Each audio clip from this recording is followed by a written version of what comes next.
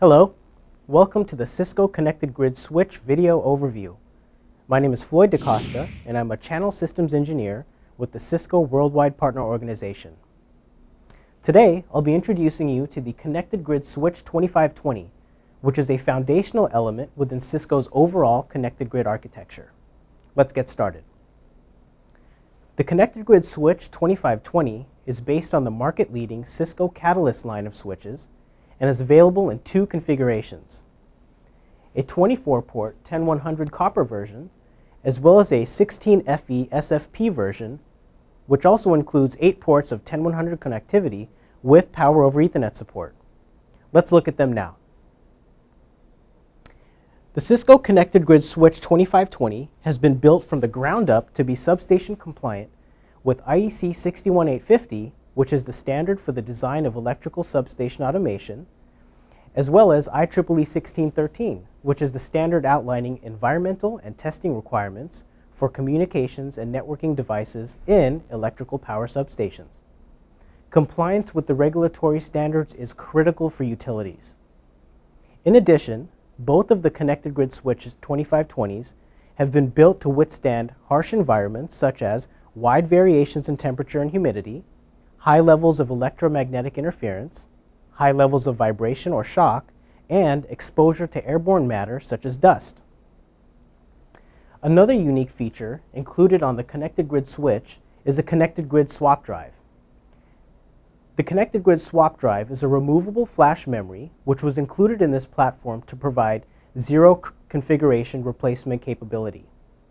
In the event that the switch experiences a failure, a substation operator simply needs to enter the substation and insert the SD card, which includes the iOS image, the encrypted configuration file, and other devices' configurations, and the switch will be back up in no time. Again, this feature allows for zero configuration replacement and requires no networking expertise since no CLI configuration is needed. Continuing to meet the needs of deployment within the substation environment, the CGS 2520 can be either front or rear mounted. In many instances within a substation, equipment must be mounted with the cables and the wiring towards the rear of the enclosure to mitigate the risk of cables or wires being accidentally pulled out. To accommodate this, the CGS was built with indicator LEDs on both the front and the rear of the unit. The main difference between the two versions of the CGS 2520 are the connectivity options available. The 24-port 10100 copper version includes 24 fast Ethernet ports for LAN connectivity and deployment flexibility. Alternatively, the 16S version of the CGS offers 16 ports of 10100 SFP connectivity, along with 8 ports of 10100 copper connectivity, which also support Power over Ethernet. Note that powering all of the 8 fast Ethernet ports will require 2 power supplies, providing up to 170 watts of power. Examples of devices which can be powered using PoE include IP phones, wireless access points, surveillance cameras, and physical access devices. We will cover in more detail the PoE configuration options available for the CGS later in this learning module.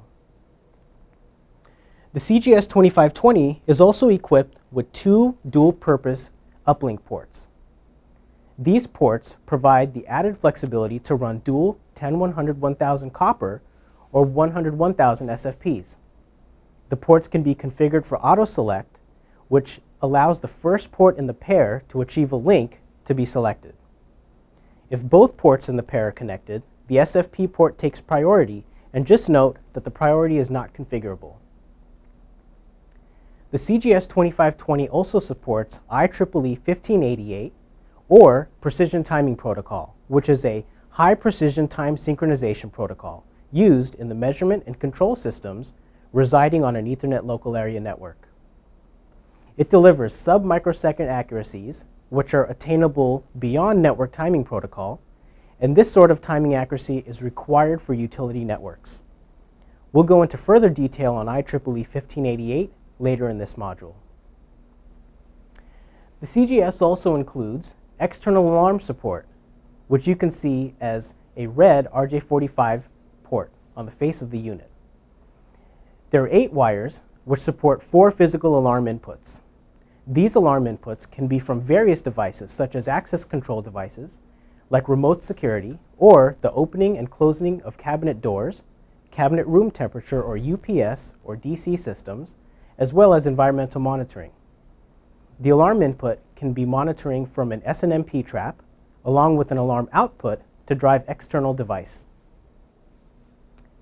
For additional configuration flexibility, the CGS2520 also includes the ability to configure the unit via console over USB and console over RS-232.